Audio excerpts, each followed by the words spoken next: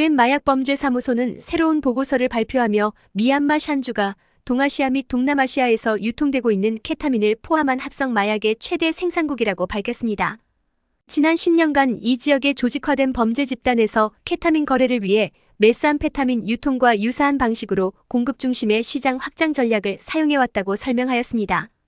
2023년 초부터 이 지역에서 종종 1톤 이상의 대규모 케타민 적발 건수가 증가한 원인으로는 케타민과 메스암페타민을 함께 배송을 하기 때문인 것으로 보고 있습니다.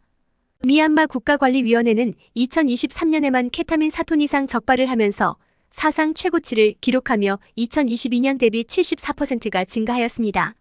이 데이터들은 지역 마약 단속 파트너로부터 수집이 되고 있으며 미얀마는 국가관리위원회 마약근절중앙위원회를 통해 받고 있습니다. 2023년 캄보디아에서 압수된 케타민의 4분의 3을 차지한 5천만 달러, 상당의 789.4kg은 단일 화물에서 적발되어 미얀마산 대만행 밀수품으로 밝혀졌습니다.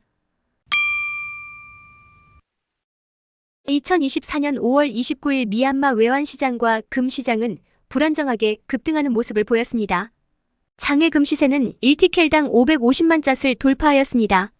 양곤 장외 금시세는 5월 28일 535만 잣을 기록하였다가 29일 555만 잣에 마감되었으나 금방 관계자의 말에 의하면 계속해서 급등할 것으로 예상하고 있어 실제 거래는 할 수가 없는 상황이라고 전했습니다. 글로벌 금시세는 비교적 안정적인 편이지만 미얀마 금시세의 급등 원인은 달러 환율 급등이 큰 것으로 보고 있습니다. 달러는 5월 30일 오후에는 일시적으로 달러당 5,100잣을 잠시 기록하였다가 미얀마 중앙은행에서 긴급 불시 단속을 실시하며 외환거래 위반 혐의로 12명이 체포되고 외환거래가 있었던 계좌 74개가 동결되면서 다시 하락세를 보였으며 6월 2일 현재 다시 약 4,196잣까지 하락하였습니다. 중국 위안화와 태국 바트와도 같은 상황이었습니다. 바트당 114잣, 위안당 611잣을 기록하였다고 합니다. 태국 바트화 환율 급등 원인은 최근 태국 부동산에 미얀마 투자자들이 몰리고 있는 것이 원인으로 보고 있습니다. 방콕포스트 보도에 따르면 미얀마 부동산 투자자들이 중국인에 이어 외국인 태국 부동산 구매자 2위를 차지했다고 합니다. 미얀마 국민은 2024년 1분기 22억 바트 상당의 부동산을 구매를 했다고 합니다. 중국 위안화 환율 급등 원인은 샨주 북부 미얀마 중국 국경무역 거래가 중단되면서 무역 불균형이 발생하고 수입이 감소한 것이 원인으로 보고 있습니다. 5월 30일 회의에 참석한 미얀마 중앙은행 총재는 온라인 가짜 계정을 만들어 환율 불안정을 위해 소문을 유포하는 것이 적발될 경우 엄중하게 처벌할 것이라고 경고하였습니다. 5월 26일 미얀마 중앙은행은 무허가 온라인 외환거래 업체 16곳에 대해 법적 조치를 한다고 밝히기도 하였습니다. 미얀마 기획재정부는 2024년 25년 회계연도 양곤 지역 토지 개별 공시지가를 발표하였습니다. 토지 개별 공시지가는 양곤 지역 메인 도로인 삐로드를 따라 평방피트당 시세가 높았습니다. 특히 까마윳 타운십 삐로드 개별 공시지가가 평방피트당 60만 잣을 기록하였습니다. 토지 개별 공시지가는 미얀마 정부가 과세 목적으로 부동산 추정 시장 가치를 평가하기 위한 것으로 이와 별도로 양곤 지역 특정 지역은 평방피트당 약 100만 잣에서 200만 잣까지 형성되어 있다고 합니다. 이런 부동산 시세 급등은 환율 대한 짝가치 하락이 원인으로 지속적인 개발에 어려움을 주고 있습니다. 또한 양곤 외곽 지역에서는 현재 경기 침체 속에서도 인프라 개발 사업과 부동산 구매가 활발하게 증가하고 있습니다. 이런 양곤 지역 외곽 부동산 시장 활성화는 양곤 지역 도심지에선 개발할 토지가 부족하고 부동산 시세는 급등하면서 비교적 저렴한 가격으로 넓은 주택을 원하는 수요 증가에 부응하기 위해 외곽 지역 개발에 집중하는 것도 원인으로 보고 있습니다. 딸린 지역은 스타시티 사업이 성공적으로 자리매김을 한 이후 딸린 3번 다리 완공 시점에 맞춰 신규 사업들이 활발하게 준비가 되고 있습니다.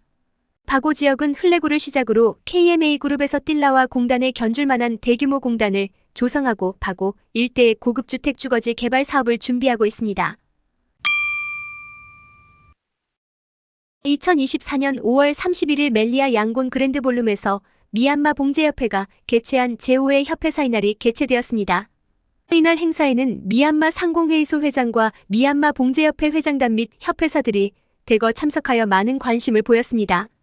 미얀마 상공회의소 인사말과 함께 MGMA 사무총장을 맡고 있는 카인카인누에는 봉제산업 고용 및 자원이라는 제목으로 어려운 상황 속에 있는 미얀마이지만 아직까지 미얀마 봉제산업에는 기회가 있다는 것을 강조하였습니다. 이어 현재 미얀마 봉제산업의 도전과제와 기회라는 주제를 가지고 패널 토론이 이어졌습니다. 패널에는 MGMA 사무총장 카인카인누에가 진행을 맡고 MGMA 부회장, 미얀마 일본봉제협회 부회장, 미얀마 중국봉제협회 부회장, 미얀마 한국봉제협회 전창준 분과장이 참석하였습니다. 토론 내용에는 미얀마 공단에 대한 전력 공급이 하루 2시간에서 4시간만 되는 것에 대한 이슈, 중국 위난성에 조성된 경제특구에 많은 중국 봉제 공장이 몰리고 높은 급여로 인해 미얀마 숙련공들이 대거 빠져나가는 이슈, 미얀마 국경 무역 운송에 대한 이슈, 미얀마에 대한 FATF 블랙리스트 강화 이슈 등이 있었습니다. 패널 토론 이후 행사 메인 협찬사인 에아뱅크의 서비스 소개와 MGMA에서 미얀마에 있는 봉제 공장들이 노동권 이슈에 대해 투명하게 운영하고 있는 것을 보여주기 위한 자발적 노동 컴플라이언스 프로그램인 VLCA에 대해 소개를 하고 2024년 우수 업체를 선정하여 시상하였습니다. 수상 업체들 중에는 한인 업체인 미안스타도 포함이 되었습니다. 국가관리위원회 상무부에서는 최근 미얀마 중국 국경무역이 심각하게 급감한 자료를 발표하였습니다.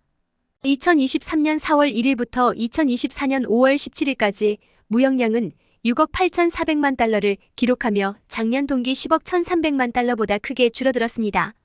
이런 무역량의 급감은 소수민족 무장단체가 장악한 국경무역 게이트가 제대로 운영이 되지 않는 것이 원인으로 보고 있습니다. 5월 중국 정부는 쿤밍에서 5차 비공개 중재회담을 개최하였음에도 중국 정부의 공식적인 입장 발표는 국가관리위원회의 재개 승인을 기다리고 있다고만 밝히고 있습니다.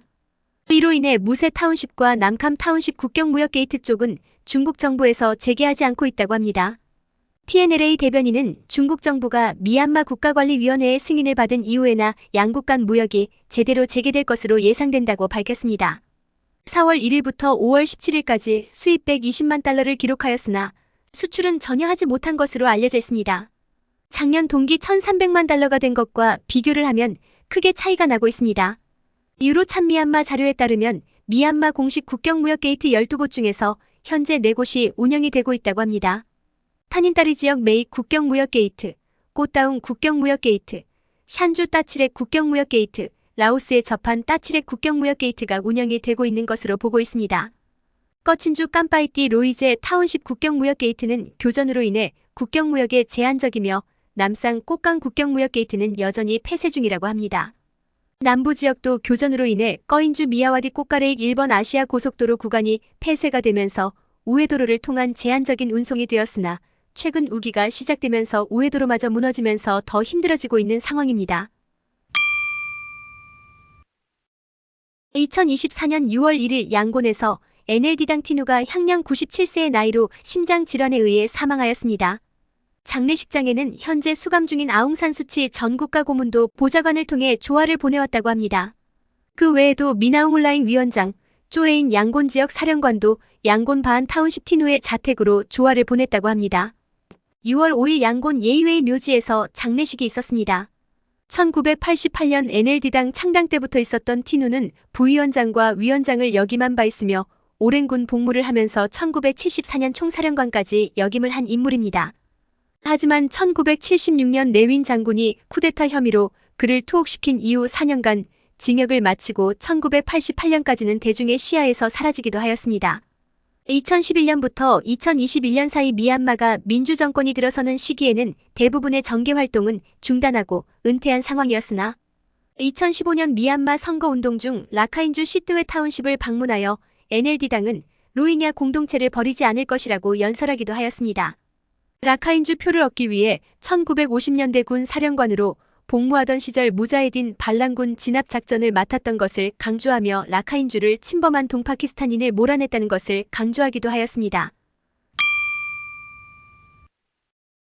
미얀마 교육부는 2024년 6월 3일부터 개학하는 미얀마 2024년 25년 신학기를 맞이하여 미얀마 전역 등록 학생은 627만 5,691명이라고 밝혔습니다. 미얀마 전역 등록 학생 수는 2022년 23년 학기에는 560만 명으로 줄어들었으나 2023년 24년 학기에는 620만 명으로 밝혔다가 추후 723만 명으로 증가 추세를 보이며 공립학교 등록률은 지난 2년간 부분적으로 회복 추세를 보이고 있습니다. 하지만 코로나와 쿠데타 이전인 2019년 20년 학기 등록 학생 수는 900만 명인 점을 보면 현저히 떨어진 수치입니다. 일부 반정부 언론사들은 지난해 미얀마 대학 수능평가 응시생이 28만 명이었던 반면 올해 16만 1천 명을 기록한 것에 대해 공립학교를 기피한 것에 대한 결과라고 보도를 하였으나 사실 올해 진행된 대학 수능평가는 2022년 시험에서 불합격했거나 응시를 할 수 없었던 학생들만 응시를 한 것이기 때문에 잘못된 보도를 한 것입니다. 미얀마 학년이 1년 더 신설되면서 고등학교를 다니는 학생들은 추가된 학년을 다녀야 했기 때문입니다. 이런 교육 시스템의 붕괴는 국가관리위원회에 대한 무조건적인 보이콧을 강요하는 국민통합정부도 큰 역할을 하고 있습니다. 국민통합정부는 부모들에게 테러 군사 독재는 지속될 수 없으며 군부 독재를 붕괴시키기 위해선 사립학교 또는 수도원 학교를 다녀야 할 것이라고 주장하였습니다. 하지만 일부 학부모 입장에서는 엇갈린 반응들이 있었습니다. 많은 학부모들은 무조건적으로 공립학교에 보내길 반대하는 경우가 많았지만 일부 학부모들은 자녀들이 학교를 안 다닌 지 3년이 넘어가고 국민통합정부가 운영하는 학교도 입학을 하려고 해도 방법을 알 수가 없다는 의견이 많습니다. 일부에서는 온라인 학교로 수업을 듣다가 체포가 되는 경우도 있어 대책 없는 논란은 계속되고 있습니다. 미얀마 중앙은행은 급등하는 환율 안정화를 위해 규정 위반한 환전상 추가 단속을 시행하면서 무허가 환전상 및 브로커 14명을 체포 신문 중이라고 합니다. 11명의 기업인이 외환 시장을 불안정하게 만드는 활동을 조직적으로 해오고 있었다고 합니다. 미얀마 공보부는 2024년 6월 2일 저녁 미얀마 금시세 불안정을 조장한 혐의로 금방 주인 10명을 공개 수배했다고 밝혔습니다. 지난 5월 30일 일부 금거래 업자들이 1티켈당 590만 잣에 판매하는 것에 대해 불시 단속을 진행하여 총 21명을 체포 신문을 하는 과정에서 금방 업체 주인 10명에 대해 공개 수배가 되었습니다. 하지만 떼떼카잉 장관이 소유한 금방 쉐난토와 관련된 금방은 어떠한 조치도 취해지지 않고 정상 영업이 되고 있다고 합니다. 미얀마 달러 환율은 4,740잣에서 6월 4일 오전 4,300잣으로 하락하였습니다. 미얀마 금시세는 티켈당 550만 잣을 기록했다가 6월 4일 오전 520만 잣으로 하락하였습니다. 미얀마 중앙은행은 지난 6월 3일 양곤에서 태국 콘도 판매 행사를 진행한 민투 컴퍼니 이사와 부장에 대한 체포 영장을 발부하며 해외 콘도 구매에 대한 단속을 시작하였습니다. 이들은 불법으로 태국에서 해외 계좌를 개설하고 국경무역을 중심으로 환치기 서비스를 제공하는 훈디업체들을 통해 환치기를 한 혐의로 체포가 되었으며 태국에서 콘도를 구매한 3명도 체포했다고 합니다. 내무부 산하 특별수사국에서 태국 콘도 구매자들에 대한 세무조사를 진행하고 있다고 합니다. 해외 콘도 구매에 대한 특별 단속은 태국 언론에서 2024년 1월부터 4월까지 미얀마 국민들이 22억 1천만 바트 상당의 콘도 392채를 구매했다는 보도가 나온 이후 시작이 된 것으로 보고 있습니다. NLD 정권 시절 전 경제고문 션터넬이 미얀마 경제 상황에 대한 성명을 발표하였습니다. 성장 위주의 경제 시스템에서 이코노미라는 한 가지에만 관심을 가지는 국가관리위원회의 전환으로 설명을 하고 있습니다.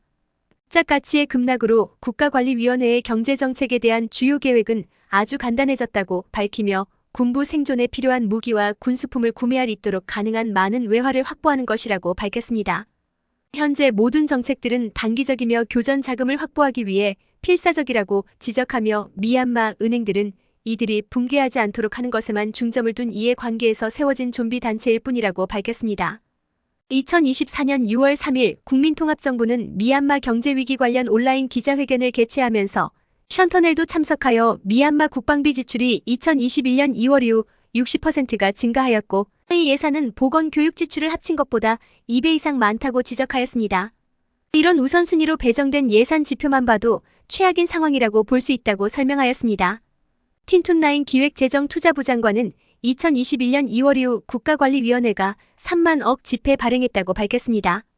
이로 인해 미얀마 국민들은 자산 보호를 위해 더 많은 금과 부동산을 구매하게 되어 경제 불균형을 초래하고 있다고 설명하였습니다. 미얀마 건설부 교량부는 양곤 지역 딸린 타운십과 따케타 타운십을 연결하는 3번 딸린 대교가 완공되면서 새로운 통행료 징수 시스템이 설치됩니다. 기존 인력을 통한 통행료 징수 시스템도 그대로 유지하면서 통행료 징수로 인한 지연을 막기 위해 QR코드를 활용한 모바일 페이 시스템이 설치된다고 합니다. 미얀마 상무부는 2024년 7월 1일부터 수입허 가서를 받기 전에 무허가 수입한 선적이 항공 또는 해상 무역을 통해 도착한 경우 미얀마 수출입법에 의거하여 처벌을 받게 된다고 밝혔습니다. 보세창고 보관이 제한적으로 허가된 14개 품목의 경우 보세창고 공간을 확보한 수입업체는 수입허가서 발급 전에 수입 진행이 가능하지만 그 외에는 처벌을 받게 됩니다. 하지만 보세창고 공간을 확보하기 위해선 실무적으로 진행하기 어려워 당분간 실무에서 혼선은 더 많이 발생될 것으로 우려가 되고 있습니다. 이미 이 규정은 2020년 7월 8일 발표되었던 내용으로 수입허가서가 발급되기 전에 선적이 항구에 도착한 경우 미얀마 수출입법에 의거하여 처벌을 받게 된다고 여러 차례 밝히고 있으나 사실상 오랫동안 수입허가서가 거의 발행되고 있지 않아 미얀마 기업들은 최악의 상황에 직면하고 있습니다. 2024년 5월 28일 미얀마 25개 정당들이 미얀마 국민들에게만 해를 끼치는 미국과 서방 국가들의 제재 조치를 철회하도록 공동 성명을 발표하였습니다. 공동 성명에는 평화와 안정을 추구하는 미얀마 정부와 소수민족들은 2020년 미얀마 선거로 발생한 내부 갈등을 해결하기 위한 노력을 하고 있다고 먼저 밝혔습니다. 국제사회에서는 미얀마 평화 안정을 위한 긍정적인 접근보다는 근대 식민주의 정책을 펼치기 위한 제재만 강화를 하고 있다고 지적하였습니다. 이런 제재 조치로 인해 실제 피해를 보고 있는 것은 미얀마 국민들이며 나아가 미얀마 국가관리위원회에서 추진하는 5대 로드맵 계획을 지연하거나 중단하게 되어 자유롭고 공정한 선거를 하는 것에도 방해를 주게 된다고 주장하였습니다.